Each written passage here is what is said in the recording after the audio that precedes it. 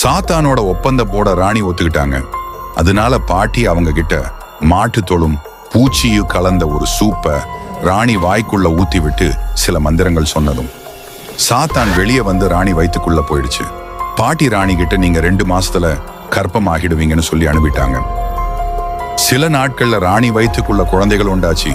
ராணிக்கு பிரசவம் நடந்து 2 குழந்தைகள் பாட்டி சொன்ன மாதிரியே ஒண்ணு அழகாவும் இன்னொன்னு அதான் அந்த சாத்தனுடைய குழந்தை கேவலமாக பிறந்துருச்சு. ராஜா தன்னுடைய குழந்தைய பார்க்க வந்தாரு. வந்தவர் கேவலமான ஒரு குழந்தைய பார்த்த உடனே கொன்னுட்டாரு. இதை பார்த்த ராணிக்கு குழந்தைங்கி போச்சு. ஏன்னா சாத்தானோட ஒப்பந்தப்படி தன்னோட குழந்தைய 10 வயசு வரைக்கும் ராணி வளர்த்திருக்கணும். ஆனா முன்னாடியே ராஜா அந்த குழந்தைய கொன்னுட்டாரு. இதுக்கு பிறகுதான் நிறைய அமானுஷ்யமான விஷயங்கள் எல்லாம் நடக்குது.